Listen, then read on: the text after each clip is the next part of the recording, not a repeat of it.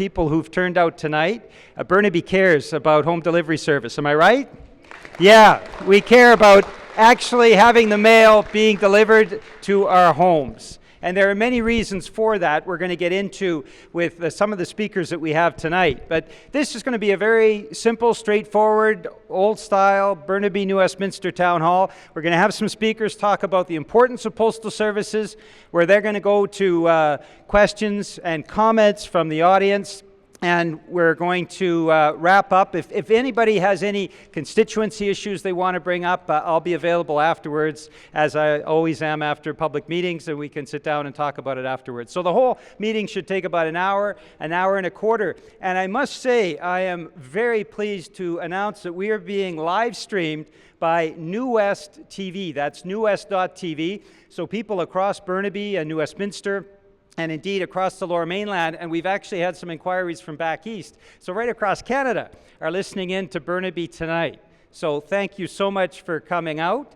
And I'd like to thank the 5 very earnest, hardworking, dedicated volunteers for newwest.tv. They were here at 5 p.m. to set up for this live stream. Pretty impressive. Deepak Saharsarabuji, who is right over there. Thank you very much, Deepak. We have Susan Miller, Joanna Bartels, Rudolfo Prada, and Stacy Ashton, who are here staffing the cameras. Please give them a hand.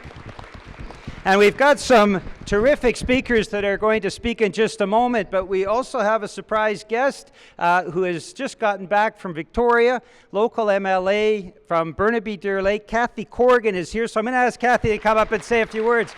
Thank you very much, Kathy, for coming forward. Well, thank you very much, Peter. And Peter, thank you so much for hosting this event, because it's an issue that matters to people in Burnaby and to people across British Columbia and to people across this country. So I really appreciate it.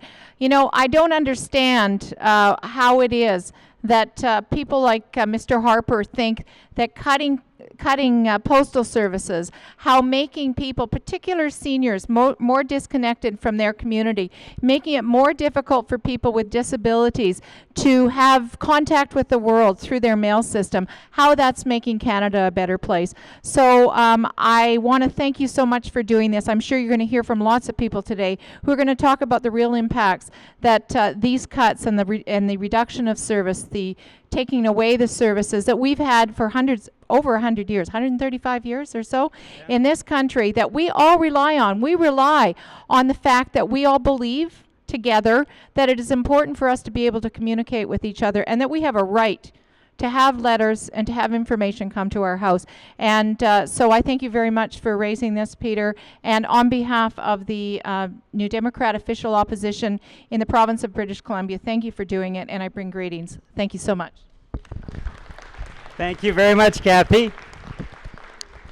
So we have a number of speakers, and I'm going to introduce the first speaker.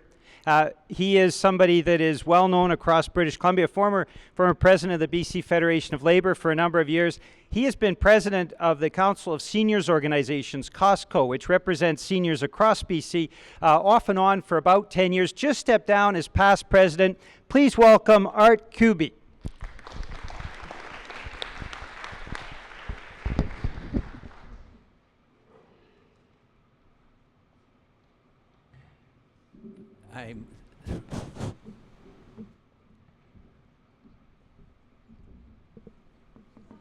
It's on. Can you hear me? Yeah. I don't think so. Yeah. Well, in the first place, I'd like to thank you for coming out to this meeting, because I think that the issue of stopping postal delivery to homes is a very serious issue. It's one of many which this government has done to really undermine the quality of life of Canadians in a number of ways. I mean, till about a year and a half ago, I didn't really mind too much, because I was in good shape, good physical shape, to walk to the mailbox. But let me tell you, in the last year and a half, I haven't been walking to the mailbox. I've been driving to the mailbox, because it's just too bloody hard to walk that 2 blocks to the mailbox. And I think I'm not the only one. And you know, the funny thing is that what governments, especially the federal government, doesn't recognize, that to save a nickel, they spend $1. For instance, one of the things we're trying to do is to reduce falls by seniors, because it's the largest source of admittance for seniors into acute care facilities. And here, we're putting again approximately half of the seniors into jeopardy each time the weather's inclement. So there's the whole question of safety for seniors. But there's another thing. You know, a good number of seniors, especially in my age group and somewhat older, are not computer wise. So therefore, they have to use the mail service much more than anybody else. And the other thing is that it's also these seniors who are somewhat on the lower income level in society. And they require the mail service much more than anybody else, because if you're really computer wise, you could make sure that all your bills are paid directly from your bank accounts and so on and so forth. So we started to sit down and sort of try to figure out how much it costs the average seniors in additional money when the postal rate goes up to $1 per letter. And it's between $15 and $20 a month more. So therefore, there you have a situation where seniors are getting hit in the pocket. They're having reduced services. And the other thing which is happening is that an iconic institution is being really degraded and really sort of put out there to the scrap heap. We're basically taking away 10,000 good-looking jobs, good-paying jobs, and basically what do you replace them with? More McDonald's jobs? So there's also a job loss. And these people in the who are working in the post office also pay taxes. And if they're laid off, there's not too much taxes to be collected. So there are a great number of issues we should concern ourselves. And you know, at the beginning, when Costco started to complain, everybody sort of laughed at us. But you know, nobody really sat down and figured out the negative income impacts on seniors by cutting that particular service. Because it's a very, very large impact, especially seniors like myself and others who have some difficulties, physical difficulties right now. So I think what we have to do is not only do we have to go and say to the government, look, don't cut back anymore home delivery. I think it's important to reinstate the home delivery to everyone.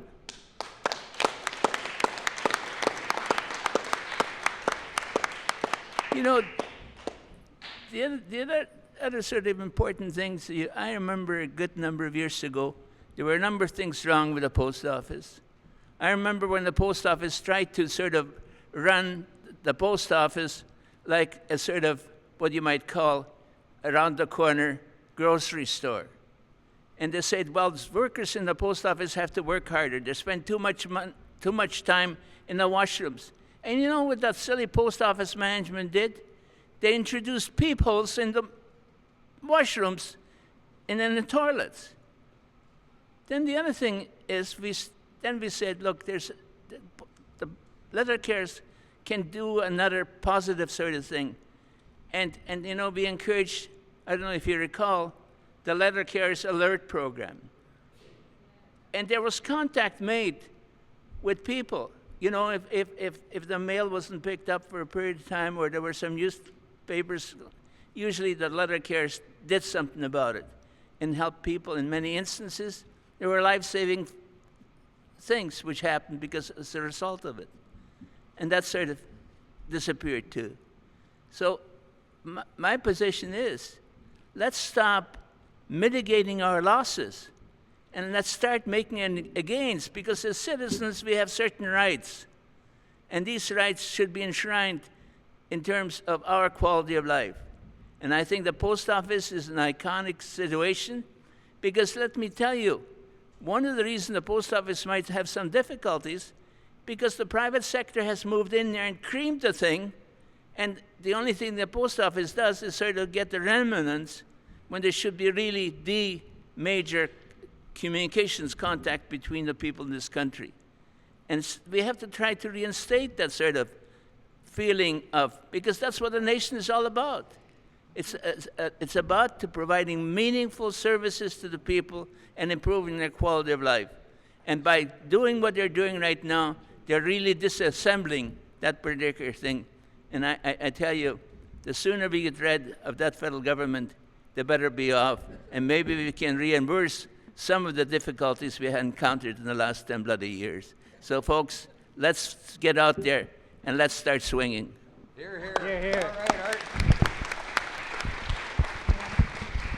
Thank you very, very much, Art. And that raises the important question, as Art mentioned very eloquently.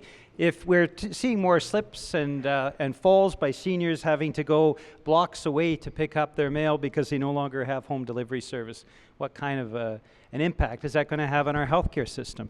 These are the kinds of questions that the federal government should have thought about when they announced just before Christmas that they were going to make Canada the only country in the G8 without home mail delivery service. And I think tonight we're all saying no to that. We're saying we want home delivery service. It's better for our communities. It's better for Burnaby. It's better for our country, right? That's what we're saying, all together as one voice. Now, watching from across the country includes some folks who actively work in the postal system, and we have a representative from the Canadian Union of Postal Workers who is here today. I think we have some other postal workers in the audience as well. Now, these are the folks that deliver through hail and rain and sleet and snow. In the Lower Mainland, it's mainly rain, but in many other parts of the country, there's also sleet and snow and hail that come with it. They're very dedicated. We all know our local postal worker who delivers the mail when we have home delivery service. Any other postal workers here tonight? Number? Please give them a hand. These are the folks that deliver in very adverse circumstances and deliver loyally the mail. Thank you very much for coming out. And representing the Canadian Union of Postal Workers is their organizing director, Louise Sloan. Louise, welcome. Please give her a hand.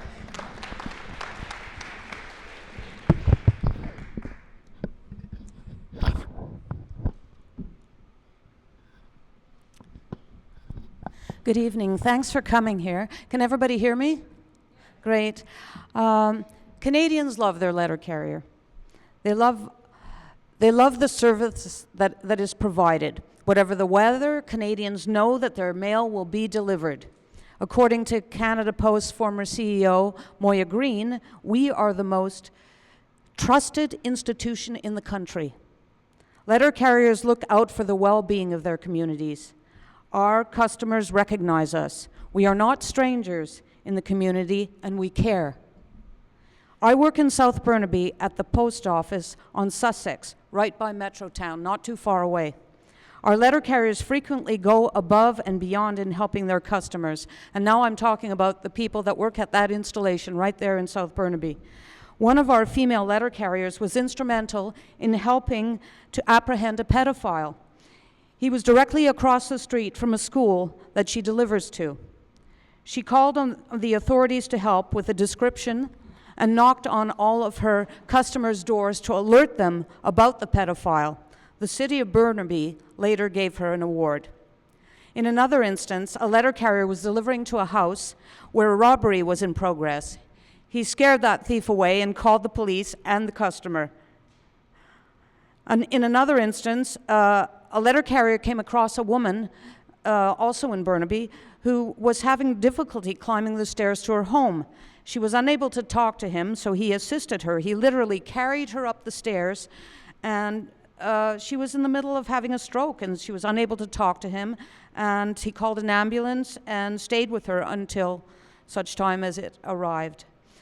Another letter carrier noticed and recognized an older woman who was standing outside of a senior's residence. The woman was wearing slippers and short-sleeved shirt in the middle of winter. The woman looked extremely disoriented, so the letter carrier knew exactly what to do. She approached her customer and was able to ring the doorbell of a kindly old gentleman who took over in assisting this poor woman. At any given time, we are helping our customers, and this is not unusual. Now I'm going to talk about why we need home delivery. Home delivery is an essential service. Almost 3 years ago, the federal government brought in legislation which took away postal workers' bargaining rights and ended ended by Canada Post locking out their workers. The government argued that home delivery is an essential service. The government knew that home delivery was an essential service, and just to illustrate how important it is, during this time, before the letter carriers returned to work, the union members went out of their way to deliver pension checks, and they were not paid anything by Canada Post for doing this. Now the government is letting its Canada Post management try to say that home delivery is not an essential service. Now the government, they can't have it both ways. The government was right the first time 3 years ago. Home delivery is an essential service. Thank you. Door-to-door delivery is very important for many small businesses. The Canadian Federation of Independent Businesses says that many small businesses use the mail to connect with customers or to invoice and pay suppliers. 61% of small business owners say that sending and receiving mail is very important to their business operations. Small businesses will be significantly impacted. My business customers are not happy. Less service and higher rates are not the answer. Canada Post would like us to believe that only a pampered few receive home delivery. That's not true. In fact, 63% of Canadians receive home delivery. Many Canadian houses get door-to-door delivery. Apartment and condo dwellers receive home door-to-door service in the lobby or to the actual door. And many people living in rural Canada get mail delivered to their mailbox at the end of their driveway. That's a total of 63% of Canadians that receive door-to-door service. Now let's talk about what would happen if we didn't receive home delivery. You'd be obliged to pick up your mail from one of those super mailboxes. Some would be a considerable distance from your home. Many would opt to drive. Many of you would definitely, just not be interested in walking every day to pick up your mail, and you'd be concerned. Consider the environmental impact. A letter carrier has a very small footprint versus cars. We here in the Lower Mainland are fortunate not to have experienced a particularly bad winter, but the same is not true for the rest of BC or Canada. For example, Winnipeg is experiencing its worst winter on record. Canada is known for its ice storms, extreme power outages, and polar vortex extreme weather conditions. But the letter carriers keep on making those home deliveries. In the middle of the worst snowstorm, when no one else is outside, you can see that postie coming along. However, if home delivery is canceled, you'll have to make your own way to super mailboxes to get your mail. And this is not right to be forcing seniors in particular to pick up their mail. The criminal element. We will not be able to stop that criminal element. Last week, I received a notice from the community policing station alerting us about break-ins in our area. They urged us to make sure that our doors were locked. This can be controlled, but, it's out of our hands if people are breaking into super mailboxes. BC is the mail theft capital of Canada. Super mailboxes have been targeted thousands of times. Even when Canada Post installed anti-pry devices, it hasn't stopped the thieves. Canada Post claims that these mailboxes are very secure, but the number of break-ins are incredibly low, but the statistics speak differently. In the middle of the night or any time of the day, thieves are able to break into these super mailboxes with a crowbar or a screwdriver. And now, the latest in the news is that they're able to get in with their own keys. Who pays for super mailboxes when they get broken into? Well, the taxpayer pays for the RCMP to investigate or the police to investigate the mail theft. Who pays for cleaning up the garbage and lighting up the area? Taxpayers. The customer loses out through the loss of their mail. This may include loss of pension checks and possible identity theft. The customer also has to pay for the replacement of locks and keys. There's no need for change. How many vice presidents do you think there are at Canada Post? 22. 22 vice presidents who are making approximately $400,000 a year, more than the Prime Minister.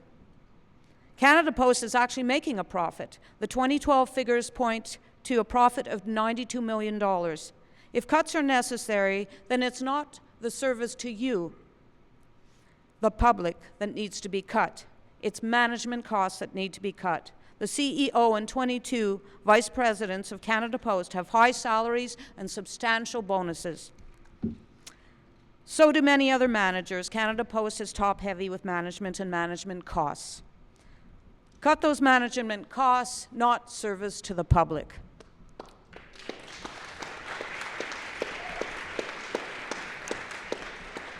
In conclusion, the Postal Service is a necessary service to the public. Canadians want door-to-door delivery. Canadians should continue to receive door-to-door delivery. There's no need for change. Canadians are not happy with the proposed changes, and we want our letter carriers to remain the eyes and the ears of our communities.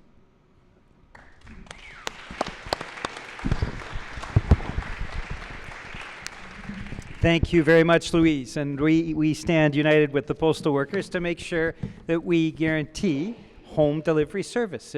Like every other industrialized country around the world, Canadians deserve to have home delivery. And the Prime Minister does have the responsibility to deliver the mail. You've got to think, if nothing else, a Prime Minister should be able to deliver the mail. And if the Prime Minister can't deliver the mail, well, I think we can deliver him a real message next year in 2015 when the next federal elections occur. Now, I stand with the 100-strong NDP caucus in Ottawa under the leadership of TownHall, and we're saying no to the cuts and no to the ending of home delivery service. We heard from Kathy Corrigan and the BC NDP caucus in Victoria that is saying no to the cuts and no to the elimination of home delivery service. We also have some very dedicated municipal elected officials who are here tonight who are saying the same thing. From the City of New Westminster, we have Chuck Puckmeyer, who is here tonight. Chuck, thank you very much for coming out. And from the City of Burnaby, I think we even have quorum. We could actually have a City Council meeting right here on the floor and pass another motion as they did last week, protesting the lack of consultation around the elimination of home delivery service. So we have Paul McDonnell from the City of Burnaby, City Council, Pietro Calandino from the City of Burnaby. Colleen Jordan is here, I believe, as well. Colleen Jordan at the back there. Am I missing anyone? No? And to speak for the City of Burnaby and the Mayor and City Council, we have Nick Volko. Please welcome Nick Volko from the City of Burnaby. Well, thanks. Are we on? Can you hear me now? Is it working? Well, thanks, Peter, for the introduction. Thanks for hosting this event. It's an important event, and glad to see a lot of my friends, my neighbors, citizens of Burnaby, and I wanted to introduce also Harman Pander is here from our Board of Education. I wanted to thank Art for his presentation because Art's been in a lot of the battles in BC over the years, and his leadership in Costco over the years has been a really important part, and I think he covered a lot of the issues in regards to the importance of this home delivery system to our seniors in the community. But for the City of Burnaby, there's a number of issues, and before you all go home, I had some copies made. There you are, copies made of the report that we passed on February the 11th at our council meeting, and that report is going to be sent around to all the communities in BC through the UBCM, the Union of British Columbia Municipalities. A lot of the smaller communities up country don't have the ability or the resources to develop reports such as the one there, so they've all got them. The FCM, the Federation of Canadian Municipalities, we're going to be at the convention in a couple of months, and we'll be raising this issue there. through the LLMGA, which is the local government association here in the Lower Mainland. The City of Burnaby is leading the charge on that one. And I know our friends in New Westminster are in their community also leading the charge.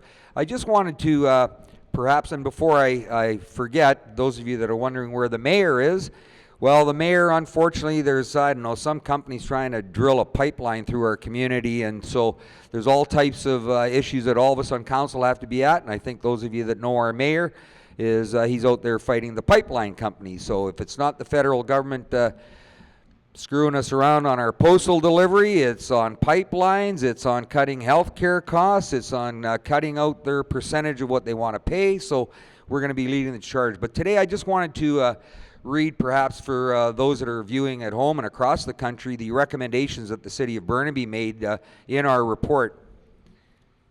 And it'll be pretty brief, but we'll try to highlight the most important parts. And the recommendations are that the Canada Post Corporation, they put out a 5-point plan. Well, the City of Burnaby, we put out our own 5-point plan. We think it's better than their 5-point plan. And the first one is that Canada Post, it requires full and meaningful public consultation and engagement with municipalities in order to review all the options in order to preserve continued home mail delivery service in Canada's urban centres. I was visiting one of our citizens on another issue this morning, and it's an area, a smaller subdivision that was built about 1960 here in Burnaby. And at that time, they were young families that moved in, but the majority of the folks are there are original members of that subdivision. Well, they're not young anymore, and as Art was saying, they're folks that are now experiencing mobility issues, and the opportunity to be able, I think one of the federal ministers said, well, actually, it's going to be a good thing for seniors because they're looking forward to getting out of the house and getting a little exercise and maybe walking half a mile to pick up your mail. I think that's a good thing, the minister said. Well, in talking to the folks that I was seeing this morning, that's not that good a thing. The second one is to ensure that any new mail delivery service proposal provides for the continued security of citizens' private information and property. And I think this one is starting to hit home, and people are starting to realize the importance of identity theft that's going on. I think most of us saw the report yesterday out of Langley, and that was the one that Louise referenced in regards to folks now that have got better ideas on postal service are now getting their own keys to these community mailboxes, opening them up, taking out all your banking statements, taking out all your credit card statements, taking out all your pension statements, taking out any important mail that you get from the health department or anybody else, and they construct themselves a new identity. And what they're doing now, they're not just happy stealing your money, they're now stealing all the points that folks are collecting through air miles, your bank, your credit cards. I don't know how they're doing it, but anyways, that's what's happening. So that's a very important issue, and I know for seniors, never mind the mobility issues, we're all getting mail from all kinds of banking folks and lawyers and estate lawyers and all that. So there's a lot of information that's at risk. Thirdly, to ensure that all proposals related to home delivery provide for the necessary safety and protection of seniors and persons with mobility restrictions. And I think Art covered that right at the start. I'm not going to repeat it, but the City of Burnaby is covering, I think, to a major extent, all the important issues. The next one was to address specific issues related to the impact of any proposed home mail delivery changes to existing federal, provincial, and local government obligations related to the statutory notification of property owners and citizens. Believe it or not, the City of Burnaby, I don't think any city across the country was informed beforehand by Canada Post or anybody in the federal government that this was one of their proposals, was the elimination of home delivery. So we're actually playing catch up, and I think with the help of Peter and the federal opposition and our opposition in Victoria, I think we'll be able to put a dent in this plan, if not stop it altogether. And the last one is to remove the discretion of the federal government under the Canada Post Corporation Act, and they have this power, to utilize city-owned property for any community mailbox program in urban centres without the direct consultation and approval of local governments. At the present time, under the Canada Postal Act, the City of Burnaby is going to be vociferous in its opposition to any of this, and we're not going to make it easy for Canada Post if they think they're just going to ram this through these community mailboxes. So we're basically asking good luck on that. But we're asking anyways about for the federal government to just back off on it. I wanted to add, while our MLA from Deer Lake, Burnaby Deer Lake, is here, Kathy, yesterday or today, I see the the provincial government has appointed a new position, a new officer of the legislature, the seniors ombudsperson, Isabel McKenzie, and this report is probably going to be the first report that lands on her desk in regards to looking after the interests of seniors when it comes to home mail delivery. So again, Peter, thanks for putting this on. Thanks for all of you for coming out. And I'm happy to be able to deliver the message that your local government here, the City of Burnaby, is not going to make it easy for the federal government or Canada Post to try to get through with this program. So again, thanks very much, and I look forward to your questions. Thank you very much, Councillor Vogel. I'm going to ask Sandra and Teresa to pick some mobile mics that we're going to be handing out to the crowd. But before we do that, I just have 3 thoughts to share with you. First, we've heard 5 good reasons why this is a bad plan for Canada. The first, of course, is the fact that we're losing 8,000 jobs, good, well-paying jobs, people who are devoted as letter carriers delivering the mail, and that personal contact is something that we lose in the community. The second, of course, is the impact on small businesses. Many small businesses depend on relatively inexpensive postal delivery, home delivery, in order to actually make their business thrive. And what this government is forcing those small businesses to do is to go to higher-priced alternatives. And we don't know, and the government doesn't know, how many small businesses will be forced out of business as a result of this very inept decision. The third reason why this is so bad is, as our QB said, the impact on seniors. The number of falls, the number of spills that could result from having seniors having to walk blocks to get the mail that formerly was delivered in their home is something that is even difficult to calculate. And the impact on the healthcare system is something that has to be taken into consideration. The fourth reason is the impact on people with disabilities. And disabilities groups are already speaking out. In many cases, it means that those people with disabilities may be cut off from having a mail delivery unless they can rely on friends or family or somebody else to get the mail for them.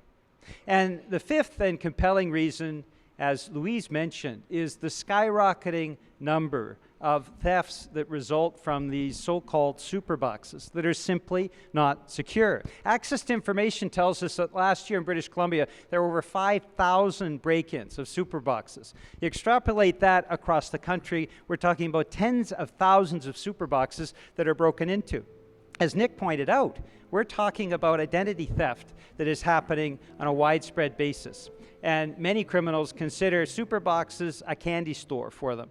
Or they can break into numerous homes in the same time simply by accessing a super box at a certain time of day. So those are 5 compelling reasons why this is a bad decision by the federal government and a bad decision by Mr. Harper. Now, Mr. Harper, if he was right here today, I don't know what we'd be saying to him, but I think we're already getting a sense back from the crowd. We'll hear from you in a moment. But he would say, well, we don't have a choice. As Louise mentioned, Canada Post turned a surplus up until 2012. And the reality is, in other industrialized countries, what they have managed to do is put in place new services to enhance their postal service, and in that way, ensure the bottom line is kept black. They put in place services that allow for a surplus and allow an expansion of postal services, not a reduction of postal services. Let's just look at some of the examples. In Switzerland, what they've done is taken on remittances, sending money abroad. Now, in Canada, that's increasingly a problem. In fact, I have a bill in front of the House of Commons because for certain countries, remittances now are costing up to 20% of the actual money that's being sent overseas. Now, in Switzerland, they turn $1 billion surplus, and they do it in part because the Postal Service now offers money transfers. In Italy, what they've done is move to a special debit card system with a post-pay system that's innovative, has won a number of awards, works kind of like a limited debit card that you can buy from your local postal service. In Italy, the public postal service turns a surplus of $1 billion a year. In France, they've gone for a whole range of postal services that are involved banking and financial services. And in France, again, a public postal service turns a surplus of over $1 billion. And in other countries like Germany, they've moved into telecommunications. So it's simply not true that there is no alternative. It is simply not true that the government has no choice. As Louise mentioned, we've got 22 vice presidents earning $500,000 a year, or close to it. And the reality is, in many other industrialized countries, they have a profitable postal service that provides home delivery and ensures that every citizen of their country actually gets their mail at their home. And I think what we're saying tonight is Canadians deserve the same thing, right? Isn't that what we're saying together as a group in Burnaby? Yeah, for sure. So now, rather than being the only GA country with no home mail delivery service, we're going to start pushing back. And my final thought is this. We'll close off the evening with this, too, a little bit later on. But we have the ability to fight back. Many communities are doing that. Repentigny, which is a city east of Montreal, one of the first that have seen their home delivery service cut off. Well, there's been a real reaction in that community, and people are fighting back. And here in Burnaby and in New Westminster, we can do the same thing. There are petitions. There are addresses for letters that we can write to the local newspapers. So as a community, we can push back. And I think we're saying tonight, as a community, we will push back with the support of our city councils and the support of our provincial and federal representatives. So let's turn things over to you. We have, I think, 2 mics. I'm wondering where. There's one, and that's going to be kind of hard to access up there, Teresa. But if you come down to the main floor, who would like to make a comment, ask a question, and if you can wait just a moment while we bring the microphone over to you, and the great folks from newwest.tv will also then be able to shift over to the cameras to you. And I'd ask everybody to introduce themselves as they speak. Lindy? My name's Lindy McQueen, and I've been a resident in Burnaby for all my life. And we've always had postal delivery to our house. And my question is, and this would be directed to Lois, is it Lois? Where does the legal responsibility end in getting your mail to the person on the front of the envelope? Because if it's stolen from a super box, and I didn't open that box, who is responsible to make sure my mail gets to me? There's a legal obligation in there. And who owns that legal obligation? Thank you very much, Lindy. Louise, do you want to answer that? I'm not that familiar with the postal charter, but yes, Canada Post does have a legal responsibility. I wanted to acknowledge Tim Armstrong from our region. Actually, he's filling in for, and of course my president, and maybe they would have a little bit more to say about that. My president, Kim Evans, from our local. So maybe one or the other would have a good response. Because I know it's in the charter, but I'm not sure. We maybe ask you just to step forward so you can be in camera range. Yeah, great. All right, thank you, Louise. My name's Tim Armstrong, and I'm with the Canadian Union of Post Workers, as she mentioned. The Canada Post Corporation Act requires Canada Post delivered to a location. Where that location is can depend. But once it gets to the location, whether it's your mail slot in your door, whether it's a community mailbox, or whether it's a postal box in a postal installation, that unfortunately is the end of their obligation. But there are laws against tampering with the mail, and quite frankly, which result in fines or jail time. And quite frankly, Canada Post, by leaving mail in an insecure community mailbox, is quite frankly aiding and abetting in mail theft and in the tampering of mail. So maybe there's some charges to be laid against the management of Canada Post for doing that. Thank you, Tim. I think we've Yeah, Paul McTonnell, City Councillor, and a couple of comments. First is that I was trying to figure out what it was they were trying to accomplish here, and the light finally went on when you look at the pattern that the federal government's doing, how they are driving things into the ground so people get fed up and then they can privatize it for their friends, and their friends can deliver it cheaper because they're going up the rates so high. I mean, that's basically what they're doing. They're trying to drive this in so it's a privatized system, and that their friends will make the money, and we'll be stuck with it. We won't have any recourse because it'll be some corporation somewhere else in the world that's running it.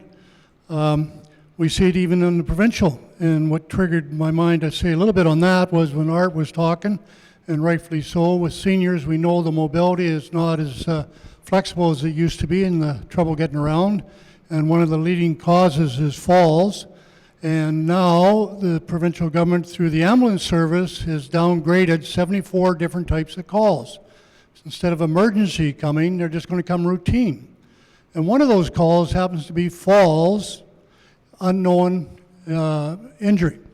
So it means if you were to fall and you didn't know that you broke your hip or what it was, but you just fell and you hurt, they would come routine. We found that in the first 2 months since the changed this, and they didn't notify us that they were changing, they didn't notify the city, but 2 months prior to the change and 2 months after the change.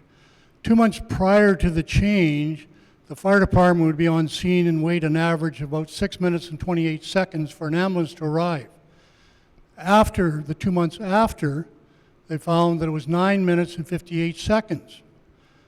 2 months prior to that, there was 22 times that they had to wait 30 minutes or more. In the first 2 months, it was 44 times. But not only that, there was 6 times they waited over an hour. Can you imagine yourself or your loved one or a friend or anybody that would fall and injure themselves and have to wait an hour to get an ambulance? They're driving it so they can privatize it. That's where it's going. I can remember way back when, and a lot of people in this audience can, is when we did Christmas cards, you used to pay 3 cents. If you sealed it, you paid 5. So you'd always get heck from your parents if you tried to lick the envelope to seal it. But I mean, it's been a tradition here in Canada. It's made money up until this last year, and they're driving the cost down so they can justify to get rid of it. It's no different than the Canada pension when the increase is to 67. If the money's invested properly, there's lots of money. You can't tell me that you pay into something for 45 years at the rates we pay, and then all of a sudden there's not enough money for you. It's there if it's done right.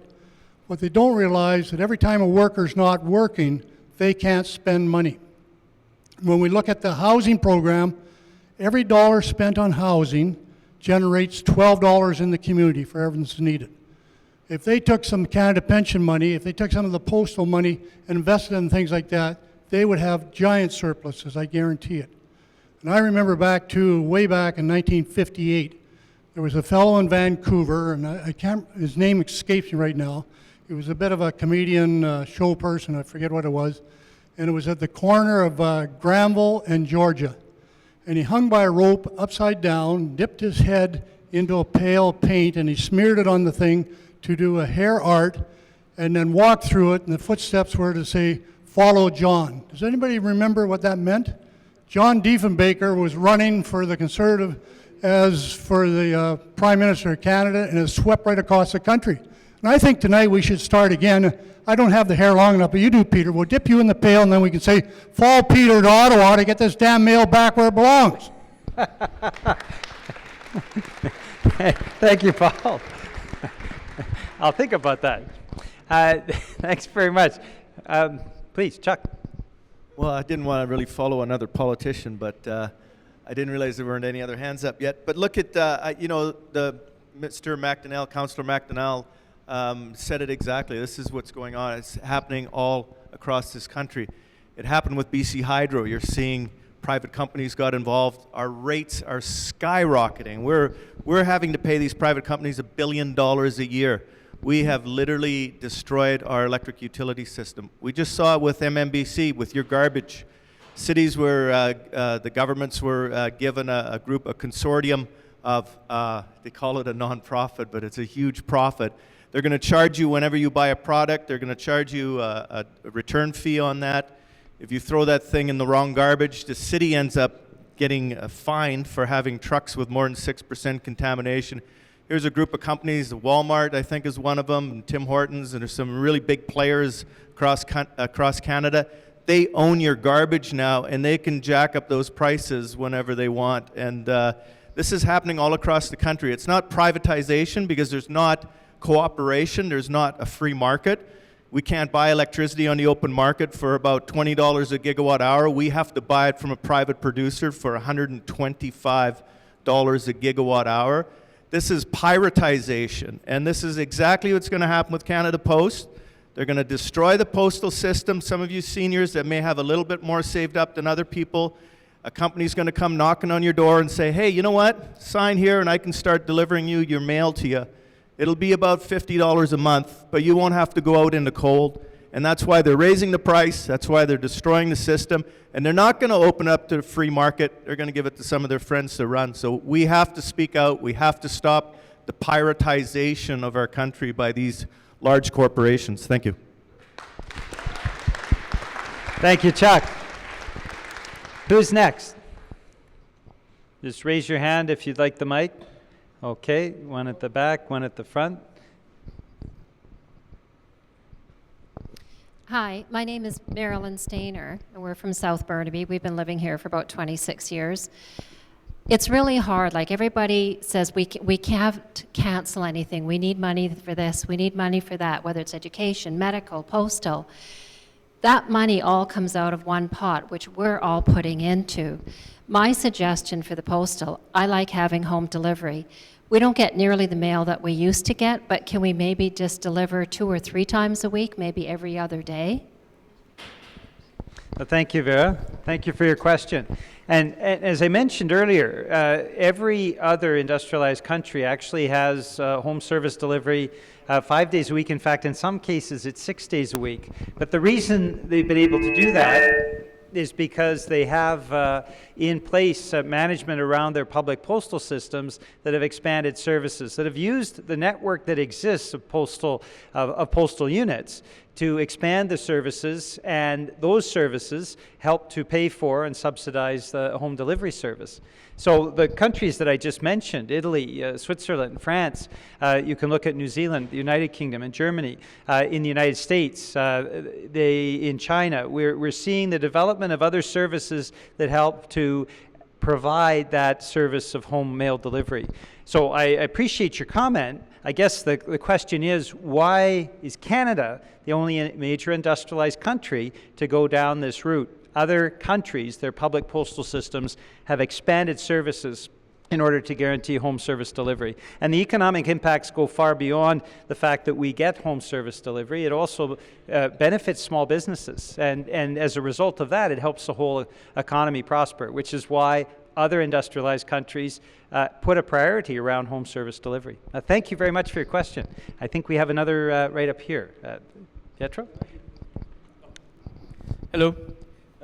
I'm Pietro Calandino, and I'm a city councilor, and I just want to refer to what Peter said at the beginning, what they do in other countries. Now, all of you probably know that I do come from Italy, and I do visit Italy very often. And the postal system in Italy is not doing badly at all. And it's not doing badly because it's doing what the Canadian Post Office used to do 100 years ago, maybe even 60 years ago, and that is use the system as a bank as well. Now, in Italy, they use the bank as a savings system. Most people in small towns, I don't know how many of you have visited Italy or any European country, but if you go in Europe, you have small towns every 2 or 3 kilometers. And you do not find banks in every little town in Europe. So what takes the place of the bank? It's the postal service. Most people in small towns use the bank as the postal service, and that creates a revenue for the postal system. You can go to the bank, even buy government bonds, etc., etc. But anyway, that's to show that there are ways of making Canada Post a profitable enterprise, and it does make profit in Italy, makes profit in France, where they do the same thing. I think in Germany even they use it as a postal system, as a banking system as well. Most of the European countries do use the postal system as a banking system as well. Only in Canada we don't seem to do it. In the US, and in the US you can see that they've already privatized most of it. Now you read some reports that they want to shut it down because people don't get mail anymore. That most people get electronic mail. And they say that about a quarter of the population only receives mail. Well, if we do our calculation, a quarter of the population, it's almost 10 million households that still need the postal service. And then we need to ask ourselves then, what is the function of government if the government refuses to provide essential services to the population? Now, I heard when I was in Victoria that the government is there to be the great equalizers. Now, the wealthy and the powerful can pay for the services that the government doesn't offer, but most people cannot afford to pay for other services. Now, if your stamp goes from 65 cents more or less to $1, just think of the impact that it does on many people, and Art, I think, mentioned that. You know, about $20 a month more for seniors who are already on fixed income. I think we elect the government to provide services to the citizens, not to do favors to banks, to corporations, to the big business, to big industry. Now, who has benefited from Mr. Harper's government in the last 5 years? What percentage of taxes have they cut to the corporate world? I think Nick can mention that. If you go back a few decades, corporations used to pay about 50% taxes or more. What are they paying now? They cut it down to 14%. Can you imagine the billions of dollars that the government has given to corporations and to the banking system in the last few years? And then they come to us and tell us, well, you're not going to have postal system anymore. And at the end of this month, they're going to tell the provinces, well, we're not in with you for health care transfer of funds anymore. And if they do that, what's going to happen to our healthcare system, which is a model for the whole world? We are going to have to pay for the healthcare services that we are used to and that we've had up to now. It's going to be a disaster, and if more of us don't inform our friends, our neighbors, of what's happening in this country, it's being destroyed by the Harper type of government. So we should not be sitting back like Canadians do, let somebody else do the work for me. It's got to be from us. We have to be active, and we have to take action in this case. Thank you. Thank you, Pietro. Are there any other comments? You just raise your hand. Any other comments that people want to make or questions? Sure. Yeah, go right ahead, Nick. Yeah, sure. I just wanted to follow up on what Chuck has said, and Chuck's absolutely right, and we should start using the term privatization. But I think we should remember that the former CEO of Canada Post, Moya Green, she just left the job a little while ago, and she went over to Britain. And what she's done over there, and she's getting paid, I think, $1.5 million over there, she just privatized the place. It's now a private corporation, and if you read any of the reports coming out of Britain, the service has gone right downhill. And it's regular folks like you and I that are paying the price. But their buddies got in on it. They put British Post on the market at £3, and it's at 6.5 right now. And, you know, it's going up. So as Chuck was saying, and as Pietro referenced, we can stop this government, and we can stop Harper and his cronies from turning over an iconic Canadian institution, a great Canadian corporation, to their buddies, because that's what's at stake here. So if you just pay attention to what's going on in Great Britain, hopefully that's not the scenario that we're going to see here. Thank you very much, Nick. Okay, just any other, yep, we have a comment right over here. Teresa, yep, just right there, third row. Thank you. My name's Jeff Drury. I'm a resident of Burnaby. Apart from the weasel words about on the petition, what else can we do? That is a terrific question, and I'd like I'm to not Ukrainian, by the way. I'd like to answer it at the end, if I might. Once we've had the final comments, I'll come right back to that. That is a very, very good question. What can we do? There's many things that we can do, but we'll just see if we have any other comments or questions, and I'll talk about what we can do in the wrap-up. Yes? I think it's just another way of them trying to break another union as well, too. They don't want us to have any unions to help us out with anything. And Harper's horrible. He's a terrible, terrible man. I think we should revolt. Thank you. Many people feel the same way right across the country. Any final comments? Okay. Okay, what I'm going to do now is I'm just going to ask then our speakers to come back, make some final comments. I'll respond to your question and my final comments, and then we'll wrap up. So we'll start with Art. Look, basically what this government has done, they have tried to destroy community solidarity.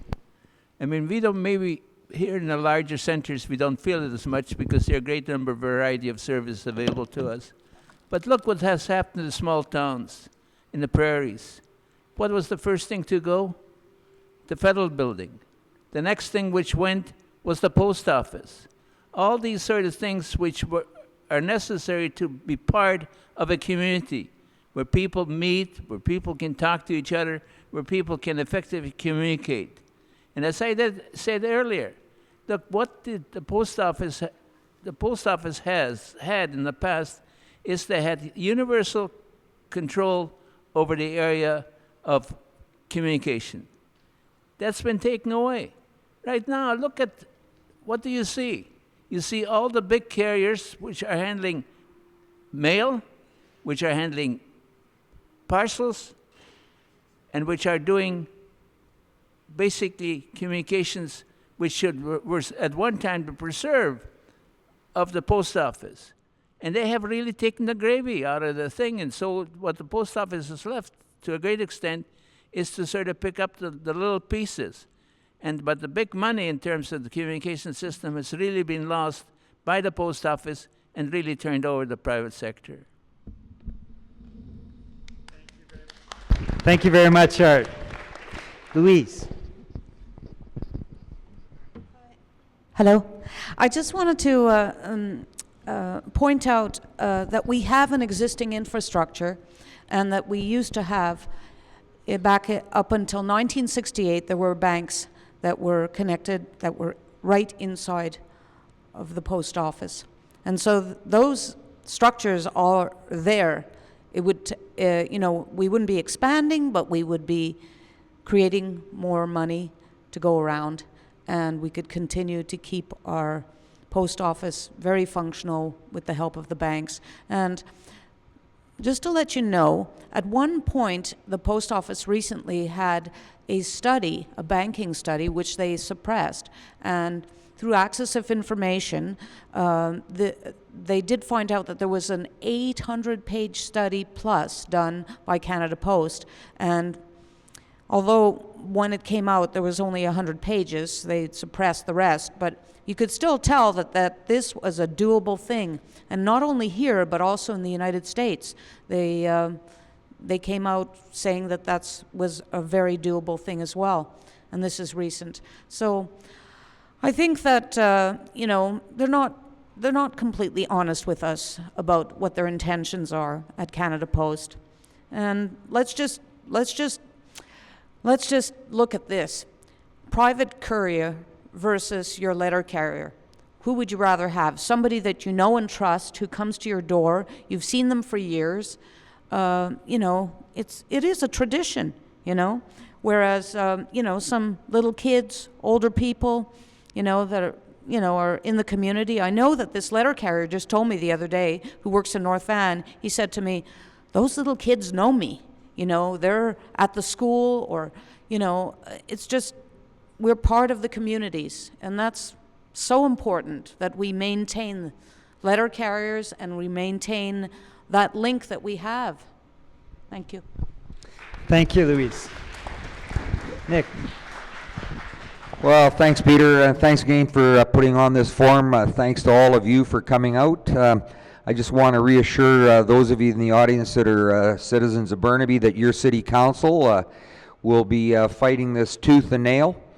I just want to also, in particular, I want to thank Art for reminding all of us about the importance of this home delivery service, not only to all of us, but in particular to those of us in the seniors community and those of us that are soon going to be seniors. The importance of this corporation to this community and to this country is can't be understated. So I want you to be reassured that the People's Republic of Burnaby is going to keep an eye on this issue, and we'll be fighting along with Peter and along with our cohorts in Victoria to make sure that the eventuality of shutting this corporation down doesn't happen. Thank you very much, Nick. So what can we do? We're a very strong, very united community. And each one of us has an enormous amount of power in raising this issue, because what the Harper government wants to do is have this just shuffled under a rug. That's why they announced it during the Christmas recess.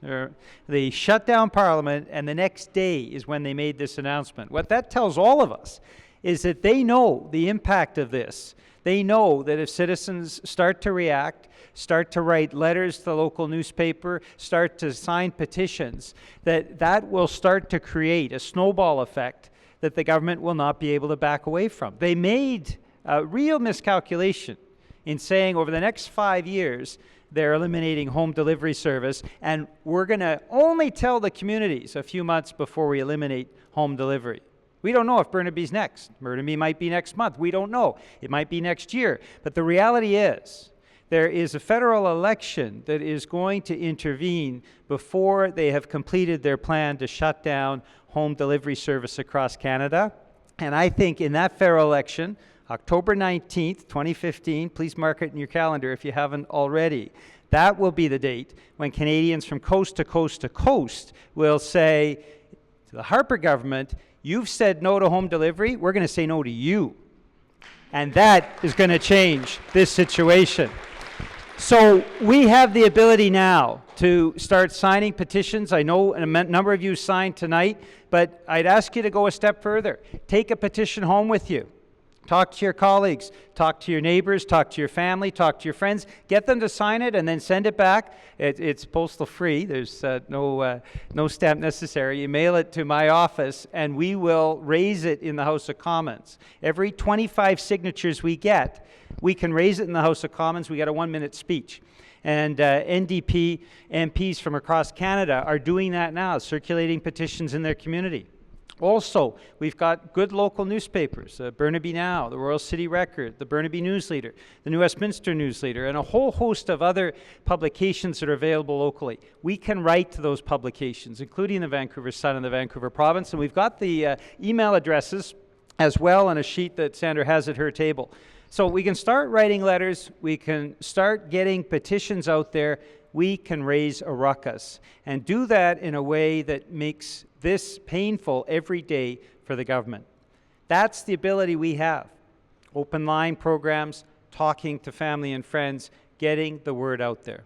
So who is willing to do something over the next few weeks? So write a letter, sign a petition, distribute a petition. Hey, we've got a consensus here. Burnaby is saying no to the ending of home service delivery, and Burnaby is standing up for our postal service. Thank you very much for standing up for postal delivery to our homes across Canada, and particularly in Burnaby and New Westminster. So I'll ask you tonight to take with you some of the addresses. You can talk to your city councillors afterwards as well. And as I mentioned earlier, I'm available to sit down if anybody has any constituency work they want me to follow up on. We'll take a few minutes afterwards.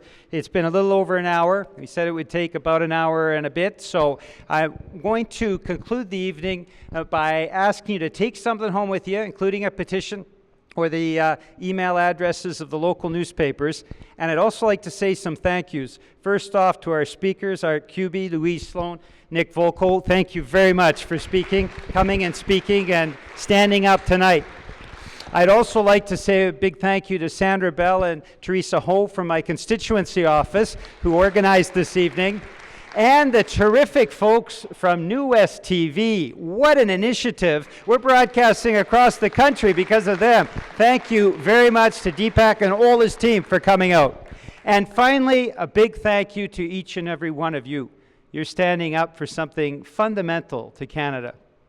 When you think about it, I mean, since Confederation, we've had letter carriers delivering the mail. Mr. Harper wants to stop that. And what we're saying tonight as one voice is we want to continue those proud traditions that make Canada great because economically it makes sense, because it's good for all of our citizens, and because it means more security for our postal delivery when it actually comes to the home rather than to some very fragile super box on some street corner somewhere. So by coming out tonight, all of you have helped to contribute to solving a problem. Mr. Harper wants to stop delivering the mail. We're saying with one voice, let the mail continue. Thank you for coming out tonight. Let's stand up for home postal delivery. And just to sign off for New West TV, thanks for all of those folks who joined us through Burnaby, New Westminster, across BC and across Canada. Thank you very much, New West TV. NewWest.tv does a great job. Thank you.